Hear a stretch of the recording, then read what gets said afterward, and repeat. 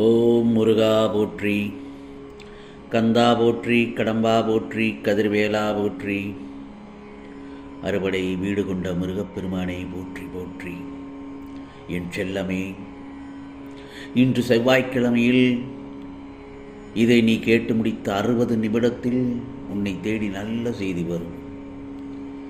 இந்த முருகப்பெருமானை நம்பினால் மட்டும் கேள்.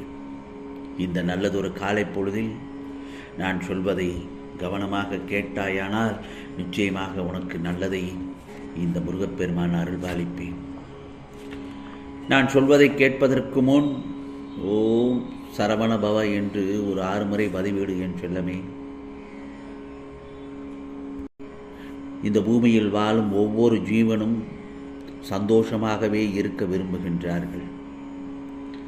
பணம், பதவி, வெற்றி எதுவாக இருந்தாலும் மகிழ்ச்சிக்காகவே அதில் ஈடுபடுகின்றார்கள்.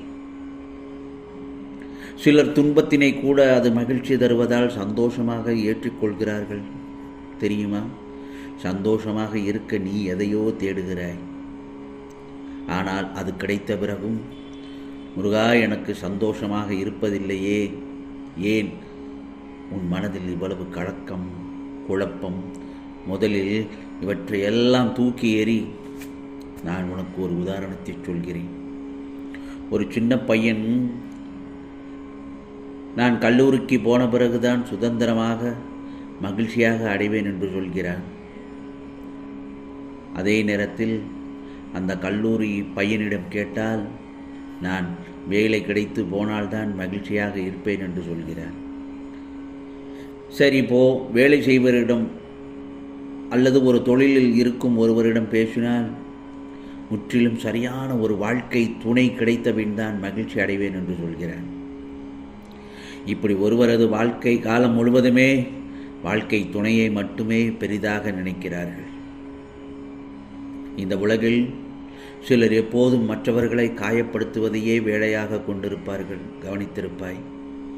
அதைத்தான் அவர்கள் உனக்கும் இழைக்கிறார்கள். அந்த மாதிரியான சொற்களுக்கு வருத்தப்படாதே. நீ மன தைரியத்தோடு உன் கடமைகளை செய்து கொண்டே இரு. உன்னுடைய ஆற்றலை தேவையற்ற இவர்களிடம் வீணாக்காதே. இதுவரை உன் மனதில் இருந்த வலி, துக்கம், தோல்விகளால் மனம் வெறுத்து போய் பரிதபித்தது எல்லாம் முடிவரும் காலம் வரப்போகிறது. ஆம் செல்லமே, நான் சொல்வதை கேட்ட முடித்த 60 நிமிடத்தில் நிச்சயமாக உனக்கு நிம்மதியும் சந்தோஷமும் அழகாய் பூத்து குலுங்கும் வண்ண மலர்களைப் போல் உன் வாழ்க்கையில் வசந்தம் வீசப் போகிறது. பிறகு உன்னையே ஏளனமாக பார்த்து நகைத்தவர்கள் முன்னால் கொடியாய் நீ உயர்ந்து நிற்பாய். அந்த காலம் வெகு தூரத்தில் இல்லை என் செல்லமே. இந்த பிரபஞ்சத்தில் எது மாறினாலும் நகன்றாலும் இந்த முருகப்பெருமான் உன்னை விட்டு நான் ஒருபோதும் விலக மாட்டேன். உன்னில் எப்போதும் நான் இருப்பேன். நீ நிச்சயம் தடைகளை தகர்த்து எரிந்து வெற்றி அடைவாய். நிச்சயமாக நான் அடைய வைப்பேன். உன் பிரச்சனைக்கான வீட்டாரை சிதைப்பது எந்த விதத்திலும் நியாயமில்லை. எனவே நீ வீட்டில் அன்பை தவிர, சிரிப்பை தவிர வேறு எதையும் காட்ட வேண்டாம். முதலில் இழப்பிலிருந்து படிப்பை கற்றுக்கொள். இழப்பிலிருந்து படிப்பை கற்றுக்கொள். உன் அஜாக்கிரதை, வெகுளித்தனம் உன்னை பிறர் ஏமாற்ற வழி செய்திருக்கிறது. இனி அப்படி நடக்காது. கவலைப்படாது. எழுந்து கால் ஊன்றி நில். உன்னால் முடியும். உன்னால் மட்டுமே முடியும். நிச்சயமாக அந்த சறுக்களிலிருந்து மீண்டு வந்து சாதிக்கப் போகிறாய்.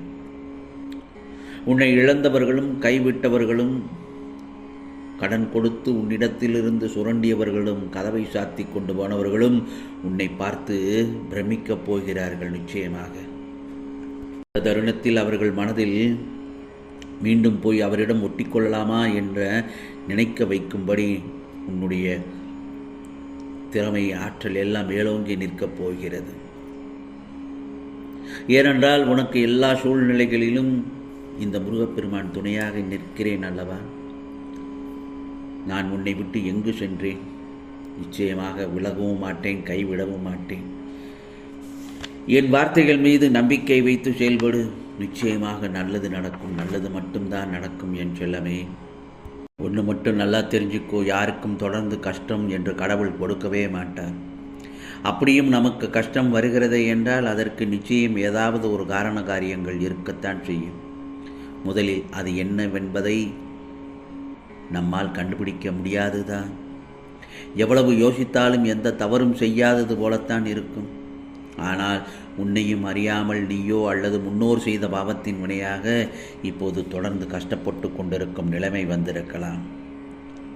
முருகா, வாழ்க்கையில் இருக்கும் எவ்வளவு பெரிய தீர்க்க முடியாத கஷ்டங்களாக இருந்தாலும் அதை உடனடியாக தீர்த்து வைக்கும் இந்த முருகப்பெருமானை மனதார நம்பி ஓம் முருகா, ஓம் முருகா, ஓம் முருகா சரணம் என்று 5 முறை கூறி தினமும் விளக்கேற்று. இந்த முருகப்பெருமானை நம்பி வழிபாடு செய்தால் யாரையும் கைவிட்டது கிடையாது. வரக்கூடிய பிரச்சனைகள் கஷ்டம் என்று கூறி ஒரே வார்த்தையில் முடித்து வருகிறாய். மன நிறைவோடு விளக்கேற்று, மன நிறைவோடு விளக்கேற்று இந்த முருகப்பெருமானை நம்பி வழிபாடு செய். கஷ்டங்கள் பிரச்சனைகள் எல்லாம் காணாமல் போய்விடும். இனி உனக்கு எந்த விதமான குழம்பும் நிலை வேண்டாம். அனைத்தையும் என்னிடம் விட்டுவிடு. இனிமேல் உனக்கு நல்ல காலம்தான் என் செல்லமே. நான் சொல்வதை கேட்டு முடித்த 60 நிமிடத்தில் நிச்சயமாக உன்னை தேடி நல்லதொரு செய்தி வந்திருக்கும். இப்பொழுதே அந்த தருணத்தை நீ உணர்ந்திருப்பாய். உன் தீராத பிரச்சனை திக்கு தெரியாமல் போய்விடும். கவலைப்படாதே. இது முருகப்பெருமானின் அருள் வாக்கு, சத்திய வாக்கு. உனக்கானதெல்லாம் நிச்சயமாக நல்லது நடக்கும். நல்லது மட்டுமே நடக்கும். அதுவும் நன்மையாகவே இருக்கும். ஓம் சரவண பவ, ஓம் சரவண பவ, ஓம் சரவண பவ.